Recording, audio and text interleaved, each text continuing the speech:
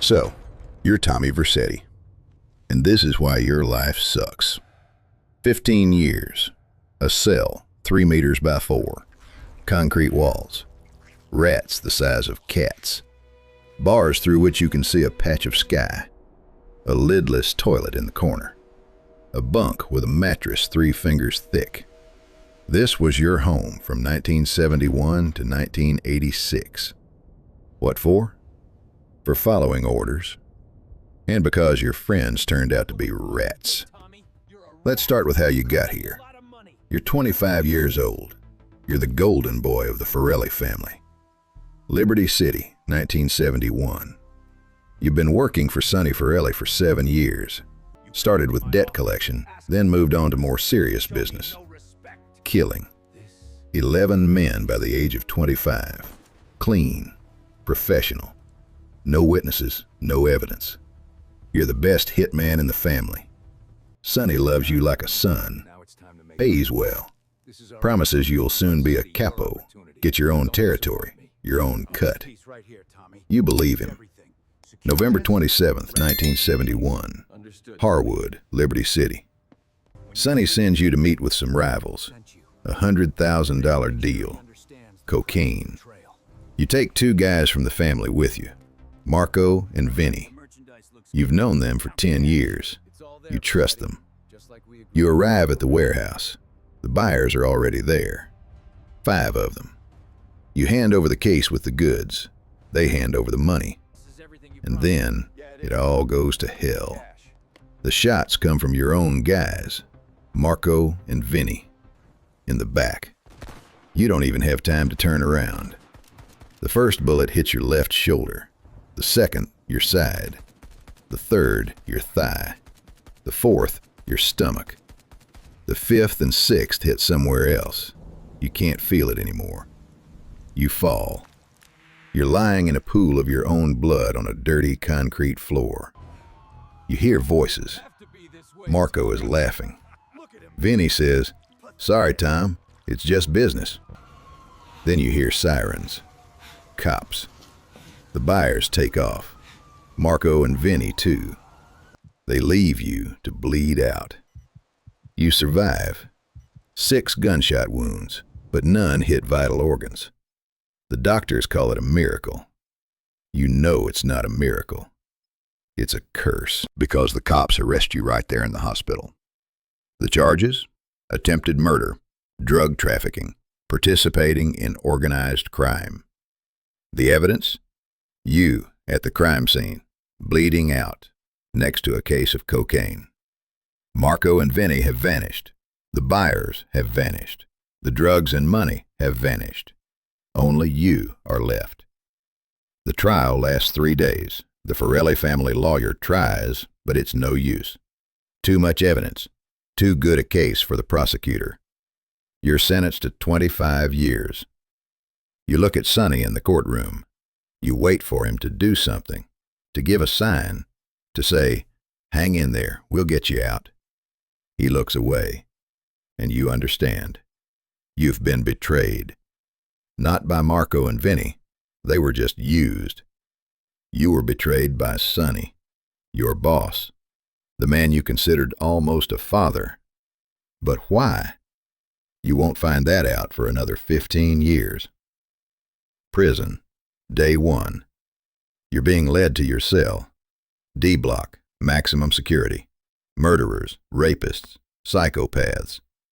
You walk past the bars and the inmates scream, whistle, and threaten you. New guy. Fresh meat. A cell 3 meters by 4. 2 men. Your cellmate weighs 120 kilograms and is serving time for raping and murdering 3 women. His name is the Bull. He looks at you and says, "You're gonna be my bitch." That night, he tries. You break his nose, 3 ribs, and his jaw. The guards find him unconscious in a pool of blood. You're sent to solitary for a month. For fighting. You don't regret it. You return to the general population. New cellmate. A quiet guy, in for fraud. He doesn't bother you. You don't bother him. But others try. In the showers, 3 inmates surround you. They say you have to pay for protection or become someone's bitch. You kill one of them with a shiv made from a sharpened toothbrush, straight into the neck. He chokes on his own blood on the tile floor. The other 2 run away. Another 6 months in solitary for murder. Then another attempt, and another. Each time you respond with brutality. You break bones, you cut, you even kill when you have to. After the 3rd murder, they leave you alone. Word gets around. Don't touch Versetti. He's a psycho. He'll kill you for less. You're not a psycho. You just want to survive. Solitary confinement. 400 days. 1 year and 35 days. What for? A riot. A group of inmates attacked the guards. You didn't participate, but you were nearby. Guilty by association. 400 days in a 2-by-3-meter cell. No windows. The light is on 24 hours a day. Food is served through a slot in the door. 1 hour a day for a walk in a concrete yard the size of a toilet. You lose track of the days. You start talking to yourself. You see things that aren't there. You hear voices. On day 200, you realize you're going insane. On day 300, you decide, if you go crazy, you'll die. You force yourself to hold on. You count the bricks on the wall. Over and over. 842 bricks. On day 400, they let you back into the general population. You've changed. You're colder, harder, more paranoid. 15 years, 5,475 days. Every day is the same. Wake up at 6.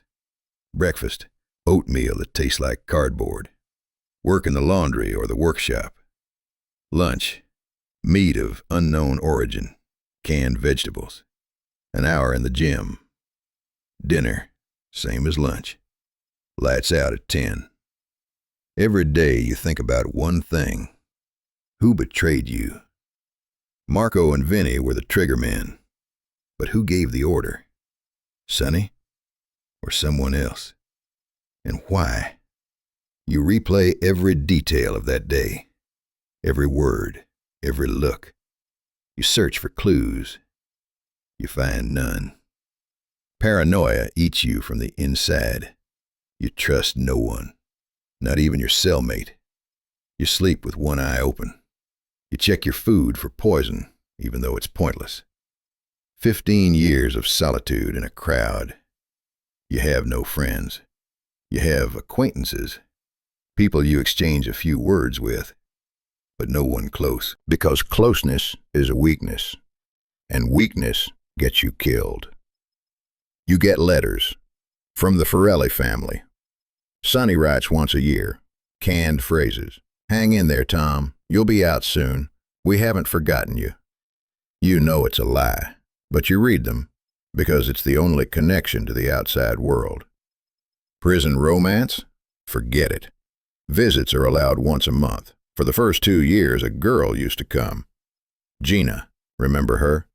You were dating for 6 months before the arrest. Beautiful, young, believed you were innocent. She came. She cried. She promised to wait. After 2 years, she stopped, got married, had a kid, lives in New Jersey. You don't blame her. Who would wait 25 years? The rest of the time, 0 visits. Your parents are dead, no brothers or sisters. Your friends have forgotten you. You're alone. January, you're released, early, for good behavior. Good behavior. You killed 3 men in prison, but it was ruled self-defense. You're 40 years old. You've spent 15 years in prison, more than a third of your life. You walk out the gates. You're wearing the clothes they gave you, jeans, a shirt, sneakers, $200 in your pocket. That's it. The world has changed. The cars are different. The clothes are different. The music is different. People talk about computers, VCRs, things you know nothing about. You haven't changed. You're still the same Tommy Versetti, just older, angrier, and more paranoid. Sonny meets you at the gates, in person. He hugs you, says, "Tommy, my brother, I missed you. How you holding up?"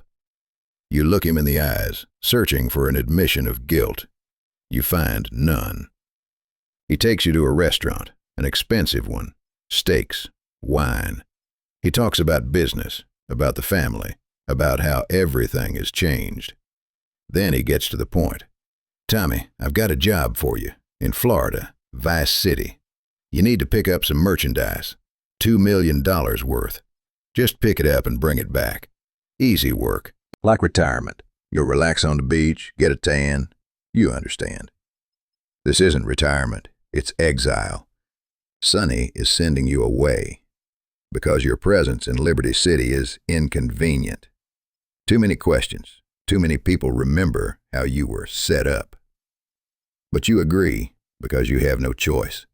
You just got out of prison. You have $200 and 0 connections. Sonny is the only one who can give you work.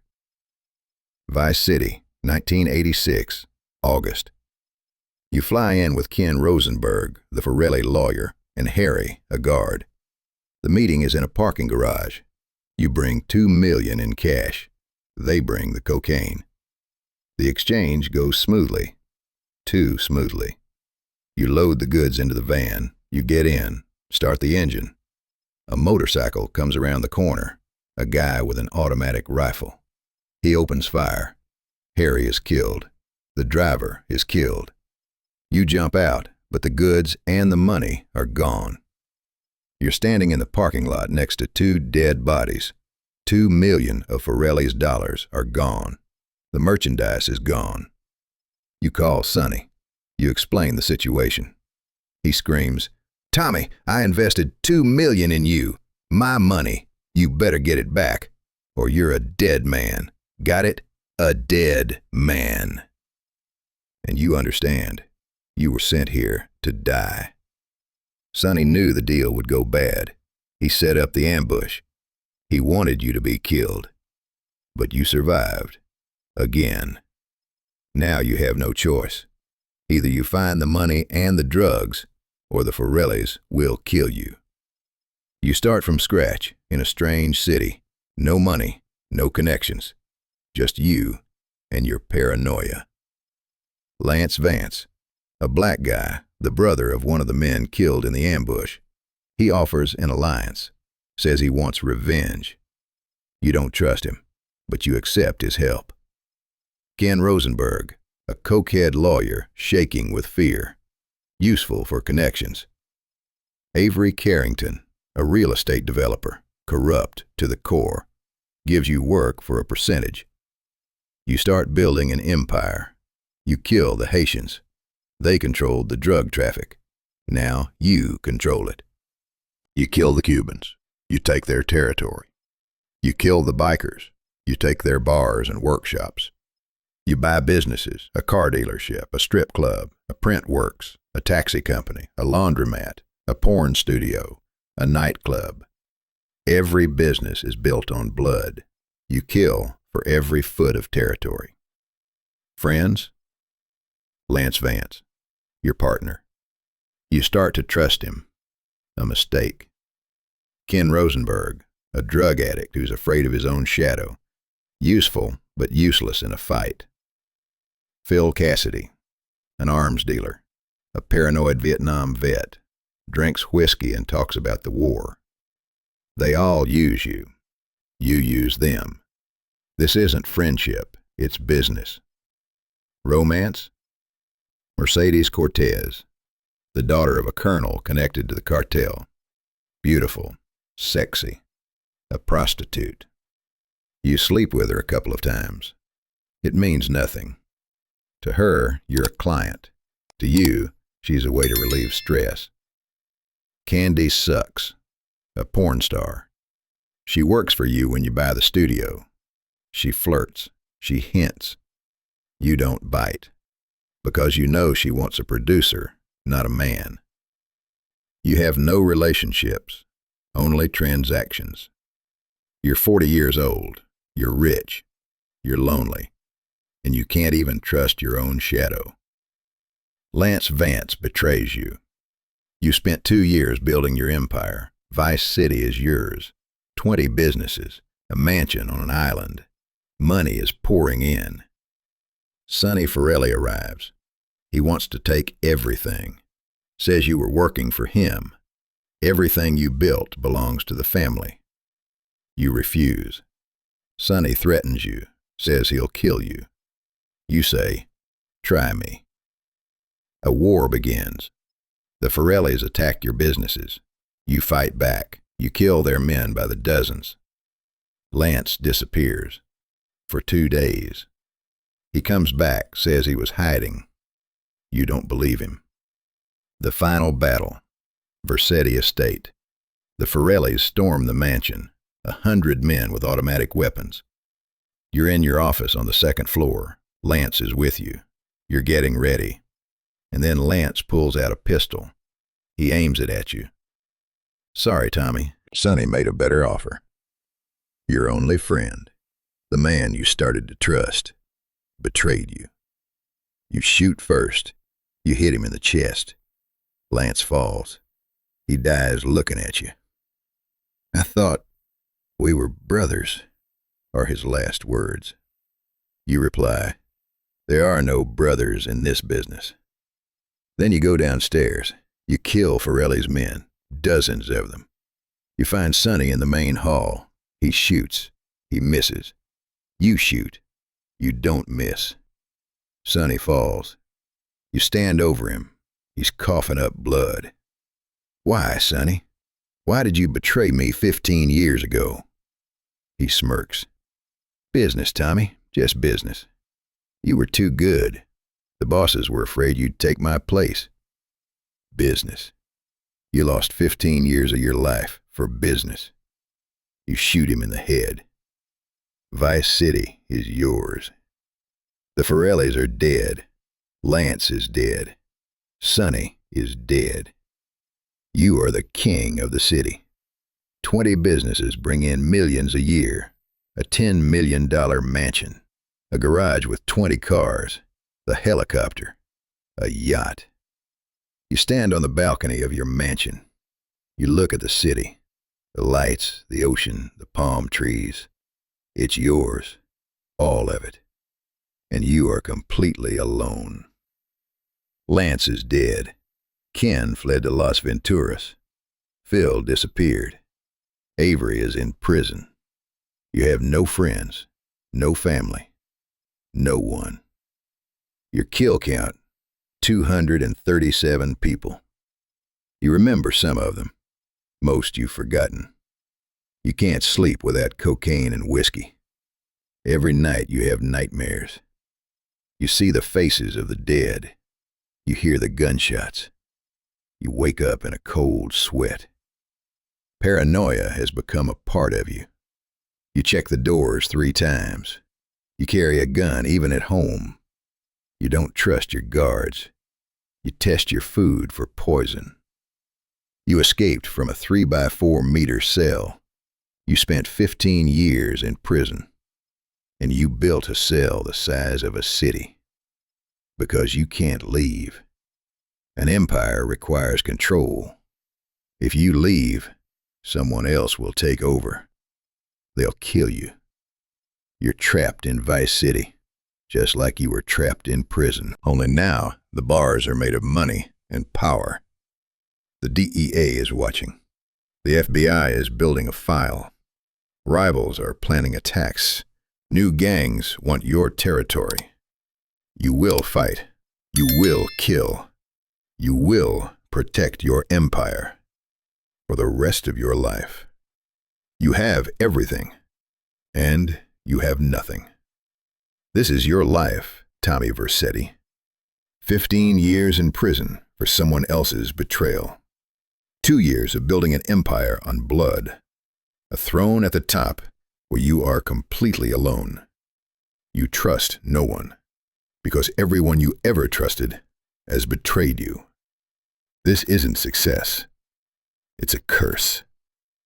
You're sitting in your $10 million mansion, drinking $1,000 a bottle whiskey, looking at the city that belongs to you. And you realize you traded freedom for power, life for money, trust for paranoia. Did you have a choice? Maybe. Once. That day in Harwood, or in prison, or in Vice City.